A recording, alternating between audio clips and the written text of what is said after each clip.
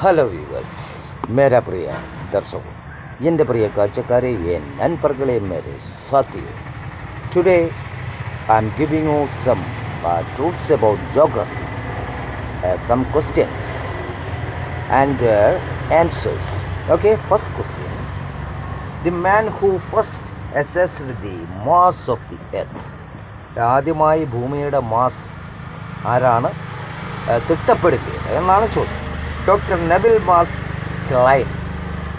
Next one. A piece of land surrounded by water on 3 sides. Peninsula. കാരണം 3 ഭാഗം വെള്ളത്താൽ ചുറ്റപ്പെട്ട കരയ്ക്ക് പറയുന്ന പേരാണ് peninsula. Then next one. Which are the 4 layers in the outer surface of the earth? അല്ല, ഭൂമിയുടെ പുറത്ത് കാണുന്ന, ഭൂമിയുടെ മുകളിലായി കാണുന്ന 4 പാളികൾ ഏതൊക്കെയാണെന്ന് നമുക്ക് നോക്കാം.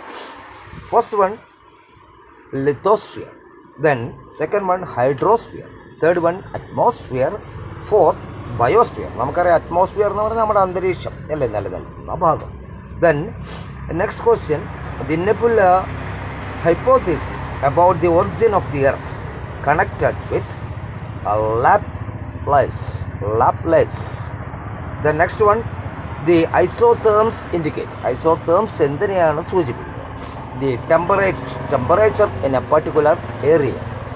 ഒരു പ്രത്യേക സ്ഥലത്തെ ടെമ്പറേച്ചർ, അതിനെയാണ് ഊഷ്മാവിനെയാണ് സൂചിപ്പിക്കുന്നത്. Then what is the mass? അപ്പോൾ എന്താണ് what is an isthmus?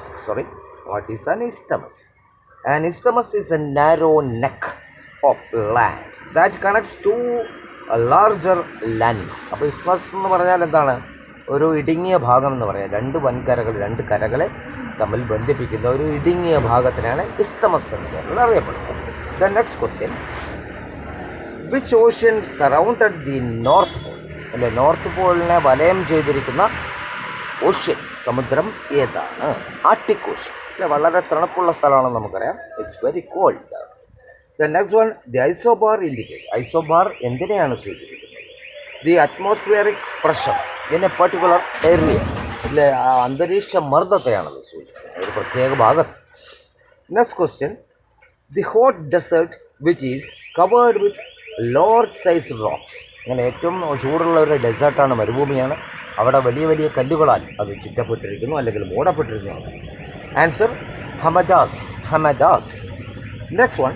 Give an example of hyperbasal rock. Hyperbasal rock എന്നുള്ള ഒരു എക്സാമ്പിൾ ആണ് dolomite. Next one. The average thickness of the earth. അല്ലെ, ആവറേജ് ആയിട്ടുള്ള തിക്നെസ്, കട്ടി, ഭൂമിയുടെ കട്ടിയാണ് 30 to 35 kilometers. 30 to 35 kilometers. Then next one.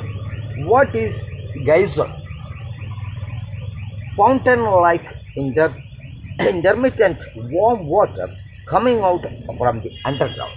അല്ല, ഒരു intermediate water നമ്മൾ ഗ്രൗണ്ടിൽ നിന്ന് ഇങ്ങനെ പുറത്തേക്ക് തള്ളി വരുന്ന ഒരു വെള്ളത്തിൻ്റെ അല്ലെ ഒരു ഒഴുക്ക്, അതിനെയാണ് നമ്മൾ എന്ത് പറയുന്നത്? ഗെയ്സർ എന്ന പേരിൽ അറിയപ്പെടുന്നത്. അപ്പോൾ ഇനി ഞാൻ കണ്ടിന്യൂ ചെയ്യും. ഇവിടെ ഇപ്പോൾ നിർത്തുകയാണ്. Okay, then C you in my next video. Okay, then